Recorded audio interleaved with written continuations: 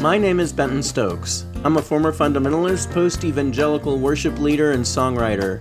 I enjoy wry Manhattans, roller coasters, and road trips, just not all at the same time.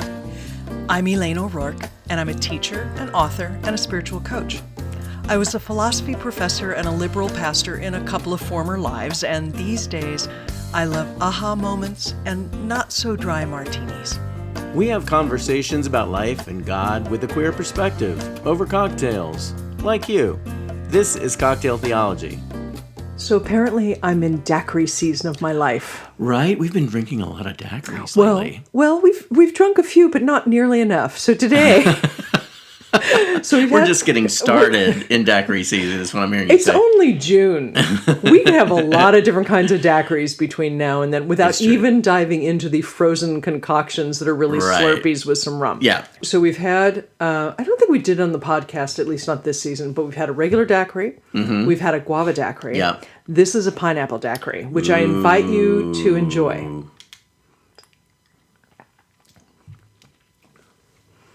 Oh, that's really good. Isn't that good? It's made exactly the same way as a straight-up daiquiri. So it's 2 parts rum, 1 part lime juice, 1 part or a little less simple syrup. Okay. But the rum I used is the Plantaray. This is not what they call it, but it's the Plantaray pineapple. It's a slightly aged rum infused with pineapple. It's still got the full-on ABV, so it doesn't... Like, some of the pineapple rums are like... They're... rum. so it's like they essentially have the alcohol of a liqueur, which is fine, right? But it means that it doesn't give you the bump against the lime juice and the sweet, right? Yeah. So okay, but this isn't it? It's just my gosh. so good. It's really good. Well, Plantaray is the regular white rum we had recently is really, really good. It's really good. Yeah, they're 3-star, whatever it's called, because it comes from the 3 different countries. And in our rum episode, we talked about the questionable behavior of the Plantaray company. Yes. Nonetheless, I thought this was really good, and so I wanted to share it with you. Yeah, it's delicious. Thank you for sharing it with me. You're very welcome, and there may have to be more daiquiris this yes. summer. I'm just saying. Yes. So, you had a topic you wanted to talk about. I've been thinking lately about what it means to be patriotic in the age of Trump when you're not a MAGA Christian nationalist. It's been a conundrum for me. It actually makes me think a lot about how it can be difficult for us to refer to ourselves as Christians, given the way that Christians broadly are seen as behaving in America these days, right? Right. I feel similarly about the term American right now. And it's like, well, what am I saying when I say I'm an American? And am I proud of being an American? I want to be. Yeah. I want to be. But I think being proud to be an American also means owning all the crap. Yes. You know, it means owning everything, understanding that this country was literally built on the backs of people who are othered and outsiders and ostracized and, and even in some cases kicked out of this country. Or murdered. Yeah. I think it requires a degree of honesty. Like, you need to understand what it is that America really, honestly stands for and how we got here. It's like I think about what's left when all this is over. There will be ashes and something will rise from these ashes. And, my prayer has been and continues to be that God is inspiring and enlightening and encouraging leaders who will come behind all this mess with a vision for what this country could be, should be, and will be when we consider everyone in this country and not just the rich and not just the white and not just the Christians and not just the men. Yeah. I want to be able to support that, and I want to be prepared to support that, and I'm not sure how to. Yeah. I acknowledge your pain over this. And I believe that most of our listeners know what you're talking about and may have been grappling with the how do I be Christian and be patriotic. I'm only allowed one king. who's it going to be? Right. And so there's that complication of patriotism of any kind. Yeah. Of any kind, when you're trying to figure out who your loyalties are to. Yeah. And what your loyalties are to. At our very best as a nation, we value the ideal that all human beings are created in the image of God, and that all human beings are given the inalienable rights of life, liberty, and the pursuit of happiness, although Franklin wanted property, so really what can you say? Right. But there is that sense that, I was just writing about this to somebody today, that there is that sense that kings, in place of anything, whether it's God or individual rights, are antiquated. So at our very best, that is an ideal we stand for. Right. I don't believe that America, in the way we talk about the United States of America, is anything but an ideal. I don't believe it exists other than that. And I confess that I've always had trouble with patriotism. I've never understood what it meant. Ever. I was thinking as you were talking, as I was trying to process all of this, that I think God was doing something when God had me pick up the autobiography of Malcolm X in 5th grade in the library. Oh, yeah. I think that was a God thing. Like, I've never thought about it as a God thing Right. until tonight, but I was like, I wonder if that was a God thing. I got in trouble in 6th grade, which in California at the time, 6th grade was elementary school, but you can call it whatever you want. I was young. I was like, I don't know, 10 or 11. I got in trouble because I wouldn't stand and put my hand over my heart for the Pledge of Allegiance. It was because I was aware of the war at that time, and I was aware of the injustice at that time. We're talking 6th grade. Yeah. This was not something my mom was talking about. But I didn't understand the pledging my fealty to a piece of fabric, no matter what that represented, if the people who were supposed to be represented by it weren't being treated properly. Like, I couldn't make, like, I literally couldn't make sense out of it. So there was part of that. And then part of it was, F you, I'm starting, 6th grade, you can't tell me what to do. But I mean, I got in real trouble for it. And I remember being glad that I got in trouble for it because I thought it was worthy of that. But also just being like, I could not understand how other people didn't see this problem. Yeah. And so as a result, the idea of country as opposed to nation. So if we're going to distinguish between patriotism and nationalism, that idea of country, other than there being a landmass, I've never really understood it. So when you said you wanted to talk about this, I mean, I was really trying to make sense out of it. Like, okay, so where can I attach to this? Where can I make sense out of this? Yeah. When I graduated from college and I went traipsing around Europe, I was 19, and I was proud of being from California. But, Reagan was in office, and Reagan was not loved by the rest of the world. And I didn't love him because I'd lived through him as a governor. And I remember being comfortable with saying I was a Californian, but not comfortable with saying I was an American. And going through various checkpoints, when I could, I said I was Canadian. When I didn't have to show my passport, because Canadians weren't hated. Wow. Yeah. And this was during a time when bombs were going off in trains in Europe. I mean, it was, we look at this time, we say how tumultuous it is, but it's nothing like that period of time. Right. I remember in a youth hostel in Scotland, there were other kids there who were a little older than I was, but not much older, who asked to see my gun. And I was like, what? I have no idea what you're talking about right now. And they were like, well, all Americans have guns, and you carry them with you wherever you go, right?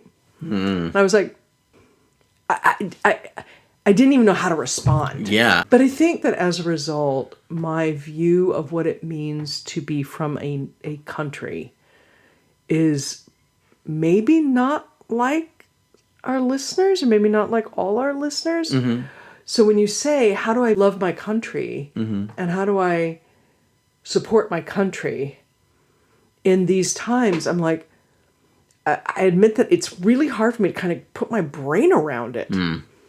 Like for me, supporting my country is saying, look, there's this ideal we stand for that we F up constantly, Right. that we owe a lot of people for, Right. that people have been damaged from on a regular basis. If I say I love my country, and this is something I really appreciate about what you said, is that to love my country, or frankly, to love my family, to love my parents, to love my partner, to love my best friends, whatever, is to both say, here's what I love, and here are the things that really need to change. Yeah. Yeah. Need to change. Yeah. And so to say I love my country for me is to say, I love what we stand for when we are at our best. But all this crap that we are allowing to happen in our name, that means we don't love our country enough to say when it's doing wrong.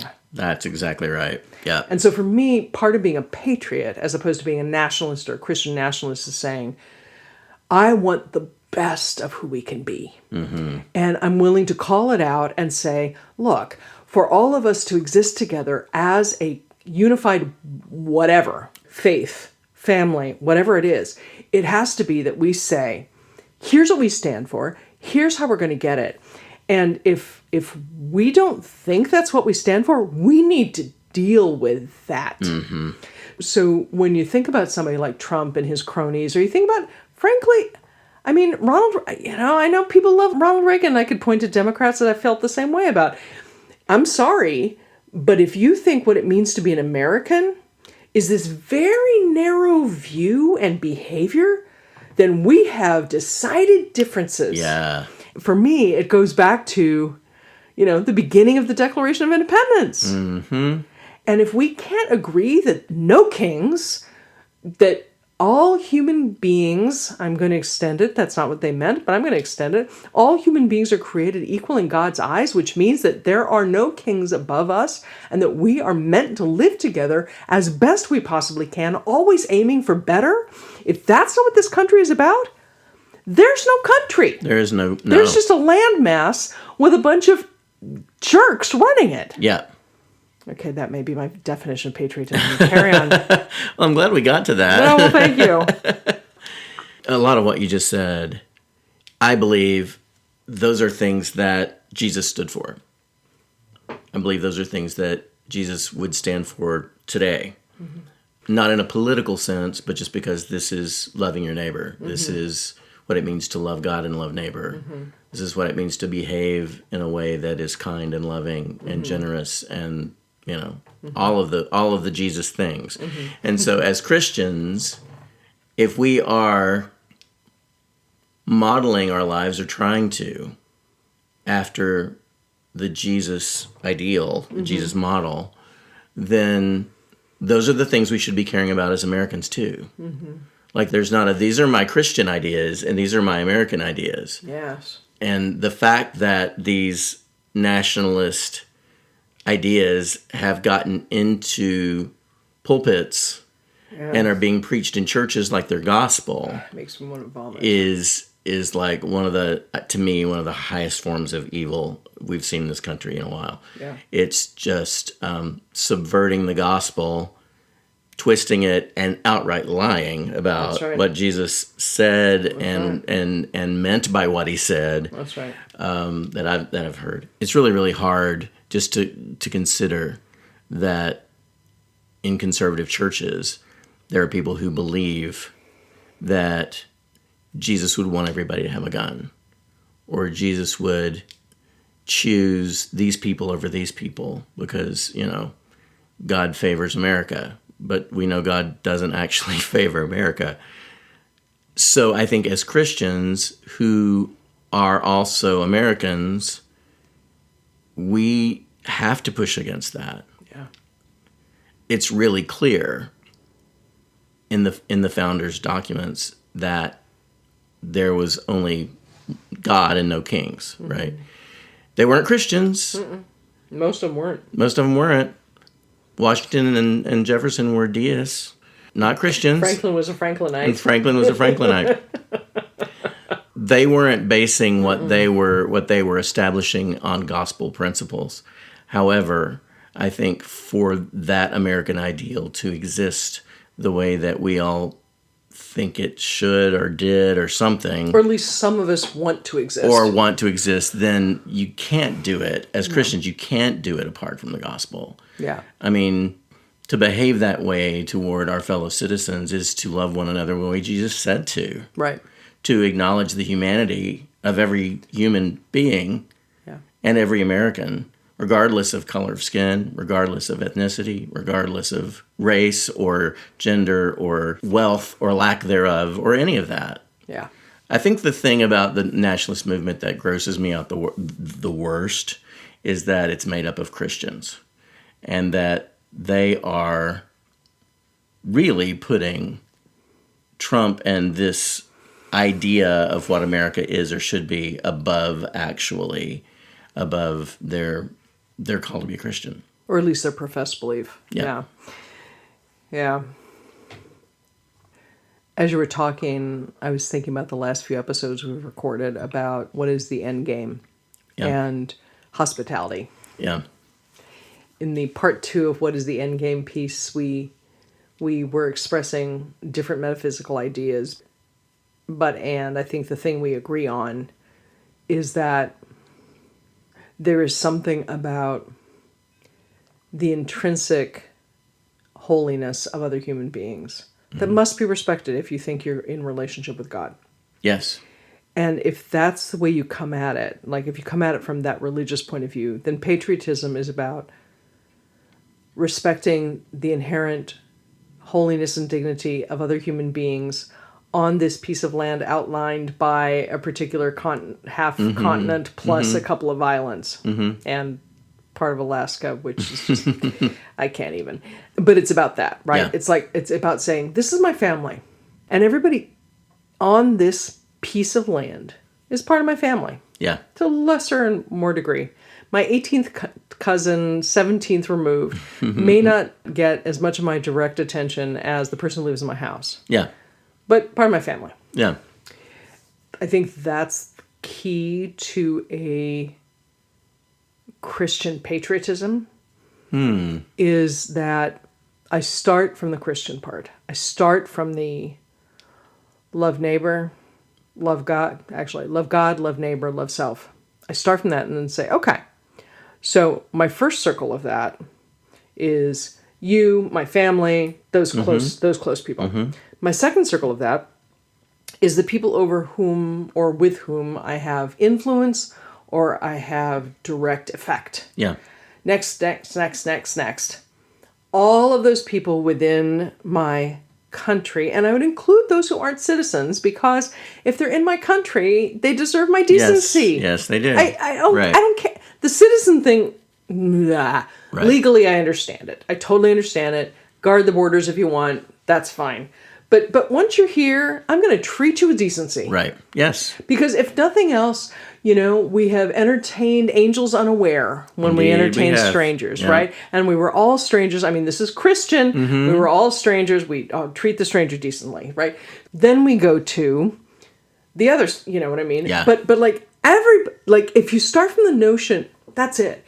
If you start from the notion that you are following Jesus or you're a Christian or however you want to phrase it, if that's your starting place, then all you're doing by saying you're a patriot is saying, I want these ideals.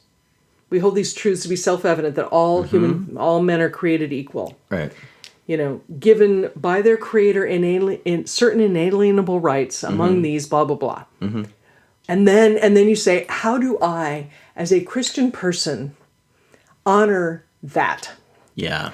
And if my country or the leadership of my country and my understanding of Jesus, it's kind of like the whole, if you got to choose between Jesus and Paul, you choose Jesus. If you got to choose between Jesus and your government, you choose Jesus. Yes. And if you think Jesus is anything other than love God, love neighbor, love self, you have lost the thread. So, Yes. so that's I think how I would go about this. Yeah.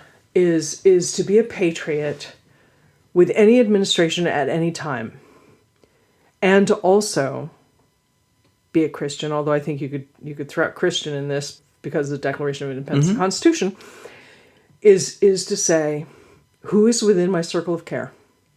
It's bigger than I think it is. How do I manage that? Yeah.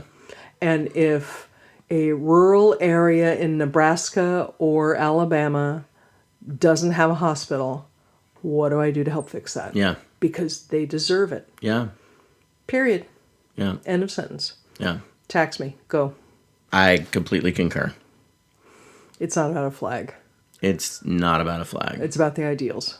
And are we working for those, either whether they're Jesus ideals or American ideals or something else? It's about the ideals. Yeah. And if those aren't your ideals, then you're not a patriot and you're not a Christian. I'm sorry. Just confess it and move on. I like it. I mean, I don't like it, but you're right. I love being right. I was right about this cocktail, too. Oh, yeah, you were. Listeners, let us know, what do you think about patriotism in the age of Trump? Is it a struggle for you, like it's been a struggle for me? We'd love to hear from you. We love questions. We love comments. We love ideas for conversations, for cocktails, etc. Bring them. Please argue with us. We need people who are going to give us different ways of thinking about things. So please argue with us. Feel free. Yeah. Ask questions. Jeez. CocktailTheology.com is where we are. Until next time. Bye. Funny how the view can change, how life just seems to rearrange itself. No matter what it was, I don't know how it goes, but look, moving on feels pretty good. Moving on feels pretty good. If you enjoyed this episode, please give us a like and hit subscribe wherever you're listening right now. We welcome your comments, questions, and ideas for conversations and for cocktails. Please get in touch with us at our website, cocktailtheology.com. Cocktail Theology is a production of SFS. Our theme song is Moving On Feels Pretty Good, recorded by yours truly, Benton Stokes. You can find my music wherever you stream your favorite artists. Join us next Thursday for another new episode.